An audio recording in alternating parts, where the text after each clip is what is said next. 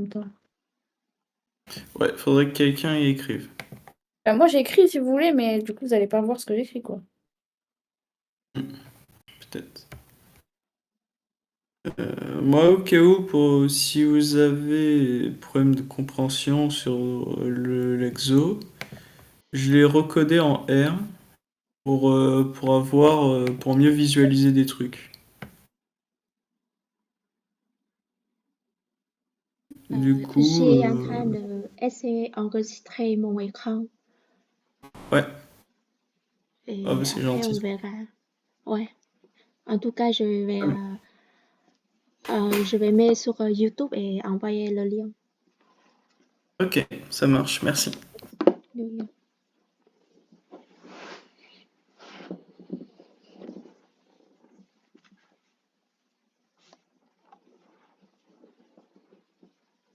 Bon, on y va? Moi, je suis prête. Moi, j'écris sur papier. S'il faut après le partager, je pourrai. Ok. Bon alors, on considère les entreprises dans trois contextes économiques différents, suivis au cours du temps. Chaque entreprise traverse chacun des contextes économiques, on a l'analyse de performance. Là, on a le modèle qui est donné. Ici, les lois qui sont données et les faits sont aléatoires. Et indépendants, pardon. Pour faciliter l'écriture, blablabla, ici c'est que du blabla. Alors, quelle est la dimension du vecteur de réponse Y? Bah, c'est... Est-ce que déjà vous arrivez avec le triple indice? Ben, on va voir sur l'exo. Ok. Ça va à peu près, mais je pense qu'il y a des trucs un peu. Et du coup, bah, c'est I fois J fois T. Enfin, c'est la Oui, taille de J, oui. pas la taille de G. Ça- Bref, là, du coup, ça fait 60. 3 fois 5 fois 4, ça fait 60. ok, c'est ça. Ça va pour les autres? Ouais, ça. Ouais, ouais, ouais. Ok. Ensuite, quels sont les facteurs à effet aléatoire considérés dans ce modèle? Que représentent-ils? Donc, Bah, selon du vous, coup, là, c'est quoi les... il faut l'identifier dans. Oh, allô? Oui, Hello. Coucou, sur mon Salut. portable. Bon, on vient tout juste de commencer, donc t'inquiète. Je sais pas si je reste sur mon portable ou si je reviens dans un quart d'heure. Le temps d'entrer. Bah, en vrai, rentre, mets-toi bien, au pire, je reprendrai avec vous. Ouais, mais c'est chiant. Non, non, ça me dérange pas, t'inquiète. Pose-toi bien, c'est le plus important. En vrai, c'est ok, un écran de. C'est ok, c'est ok. Je vais me poser avec mon écran de portable. Bien. Ça marche. Bon, je...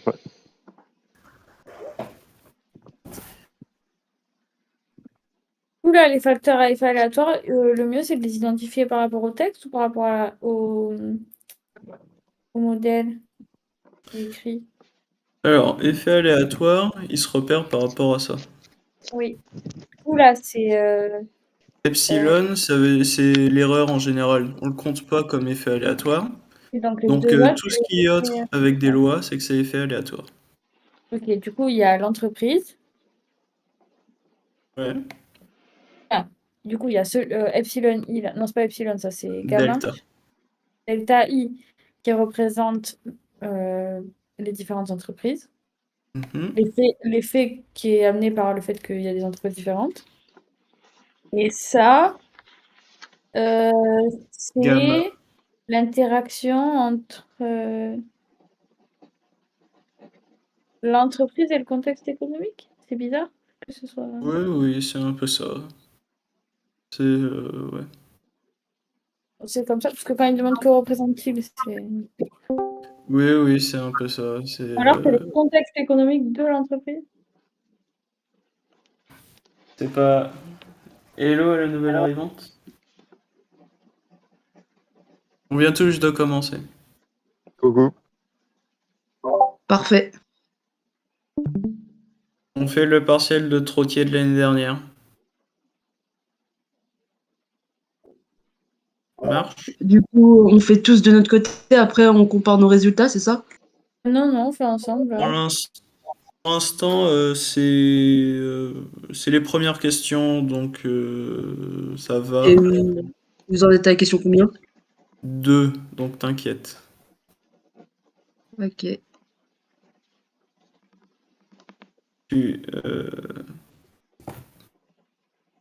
On a juste fait pour la question la dimension du vecteur. Du coup, c'est 5 fois 3 fois 4, ça fait 60. 60, ok. Et Et les facteurs du modèle, on est en train de faire. je peux le dire ou pas? Sa mère. Laisse-toi, tu dis.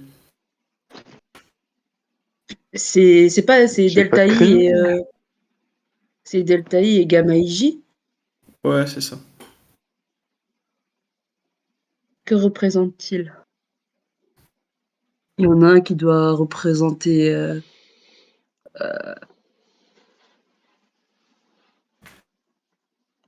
alors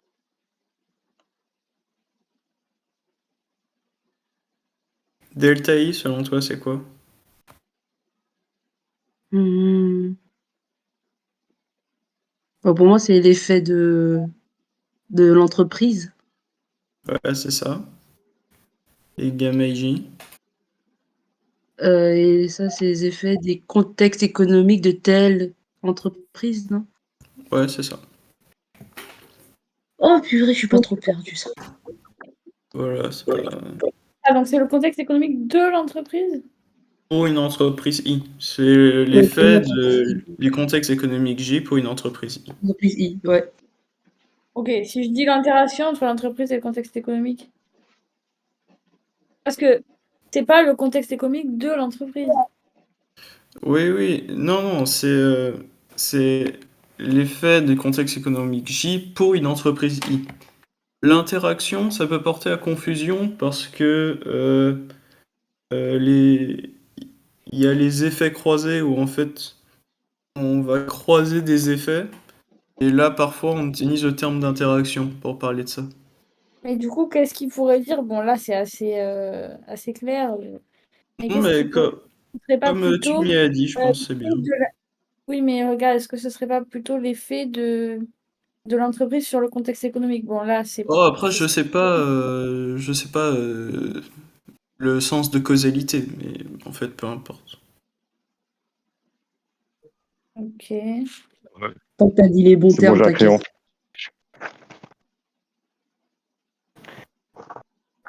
Ah, quelle est la dimension du vecteur réponse? Comment on fait? C'est 60, c'est 3 fois 53 fois 4. Comme comme je vous aime bien, j'ai tout recodé en R pour avoir un truc propre et visualisable.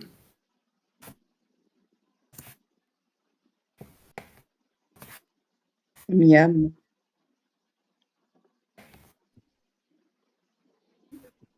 Donc,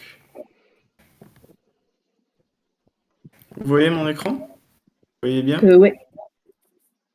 Ok. Donc là, j'ai recodé le jeu de données. Là, on a les indices. I, J, T. I, c'est l'entreprise. J, c'est le contexte. Et T, c'est la temporalité. Par exemple, ici, on a l'entreprise 1 dans le premier contexte économique à la première période. Pour une entreprise 1, elle va voir chacun des temps, chacun des contextes économiques, et dans chacun des contextes économiques, on va mesurer 4 fois. Par ici, 1, 1, 1 pour T, 1, 1, 1, 2, 1, 1, 1, 3, 1, 1, 1, 4, etc. Donc au final, on a En gros, 5, c'est c'est le toutes les nombre de fois qu'il y combinaisons. a En I, gros, c'est J toutes fois les T. combinaisons possibles pour 1, quoi. Voilà. Donc ça fait 12. Quoi? Ça fait 12. De quoi? Observation.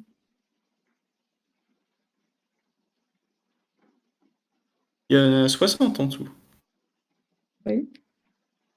60 observations au final. Oui. 5 x 3 x 4. Oui. Ok. Ensuite, j'ai essayé d'un peu détailler. Donc là, je vous ai mis mu, donc c'est un truc commun, donc ça veut dire que c'est la même valeur partout. Il n'y a pas d'indice IJT.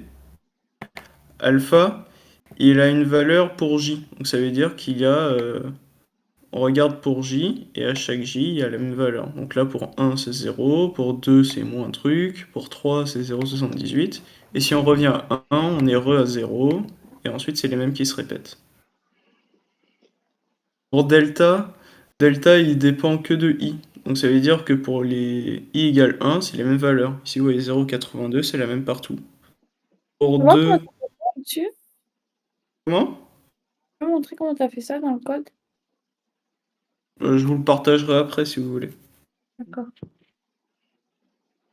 C'est vraiment pour vous montrer. Ensuite, les gamma, ils dépendent de I et J. Donc 1, 1, on a 1,88, et si on voit 1,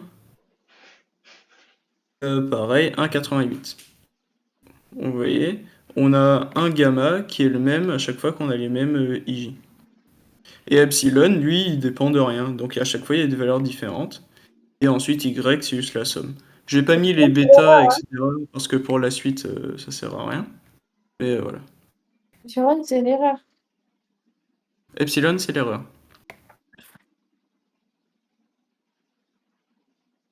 Très bien. Et comme ça, vous avez à la fin bien 60, 5 x 3 x 4. Et vous voyez quoi dépend de quoi. Donc pour chacun des facteurs, donnez le nombre de niveaux. Et le nombre d'observations associées à chaque niveau.